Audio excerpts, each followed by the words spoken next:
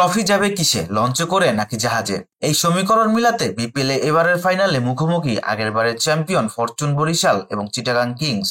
ভালো শুরুর আশায় ফাইনালে টসে জিতে প্রথমে বোলিং এর সিদ্ধান্ত নেয় বরিশাল, কিন্তু চিটাগাং এর দুই ওপেনার পারভেজ হোসেন ইমন এবং খাওজান নাফে বেঁচে দেয় বরিশালের সকল পরিকল্পনা। এই দুইয়ের জুটি কেড়ে নেয় বরিশালের বোলারদের ঘুম, দুজনেই তুলে নেন 50। এই দুইয়ের 121 রানের পার্টনারশিপ ভাঙেন এবাদত হোসেন, ফেরান 44 বলে 66 রান করা খাওজান নাফেকে। এরপর গ্রাম ক্লার্ককে নিয়ে পারভেজ ইমন গড়ে তোলেন পার্টনারশিপ। কোনো প্রকার চাপ প্রয়োগ করতে পারছিল না বরিশালের বোলাররা। ইনিংসের শেষ ওভারে রান আউটে কাটা পড়েন গ্রাম ক্লার্ক, তবে যাবার আগে খেলে যান 23 বলে 44 রানের দুর্দান্ত এক ইনিংস। শামীম হোসেন কাটা পড়েন 2 রানে। নির্ধারিত 20 ওভার শেষে চিটাগাং কিংস সংগ্রহ করে 194 রান 3 উইকেটের বিনিময়ে। পারভেজ হোসেন ইমন 49 বলে 78 রানে থাকেন অপরাজিত।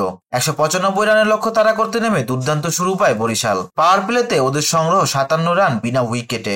ঝড়ের গতিতে ব্যাট করতে থাকা তামিম ইকবাল 24 বলে তুলে নেন হাফ সেঞ্চুরি। তৌহিদ হৃদয় এবং তামিম ইকবালের 76 রানে জুটি ভাঙেন শরীফুল ইসলাম, ফেরান 29 বলে 54 রান করা তামিম ইকবালকে। একই ওভারে আবারও সাফল্যের দেখা পান শরীফুল, এবারে তার শিকার ডেভিড মালান। এর অল্প সময়ের ব্যবধানে তৌহিদ হৃদয়কে ফেরান নাইম ইসলাম। এরপর কাইল মায়ার্স এবং মুশফিকুর রহিম পার্টনারশিপ গড়ে তোলার চেষ্টা করেন, তবে তা বেশি সময় দীর্ঘায়িত হয়নি। 9 বলে 16 রান করা মুশফিকুর নাইম ইসলামের বলে ক্যাচ তুলে দিয়ে পেভিলিয়নের পথ ধরেন, তবে কাইল মায়ার্স এক পাশ আগলে ঝড় তুলতে থাকেন। 28 বলে 46 রান করা কাইল মায়ারকে ফেরান শরীফুল ইসলাম। একই ওভারে শরীফুল ইসলামের শিকার মাহমুদুল্লাহ। এরপর বরিশাল দ্রুতই হারায় মোহাম্মদ নাবির উইকেট, তবে তা বরিশালের উপর কোন রকম চাপ প্রয়োগ করতে পারেনি। বরিশালকে জয়ের বন্দরে নিয়ে যান রিশাদ হোসেন। রিশাদের 6 বলে 18 রানের ক্যামিওতে 3 বল হাতে থাকতে নির্ধারিত লক্ষ্যে পৌঁছে যায় তামিমের দল। এই নিয়ে টানা দ্বিতীয়বার শিরোপার দেখা পেল ফরচুন বরিশাল।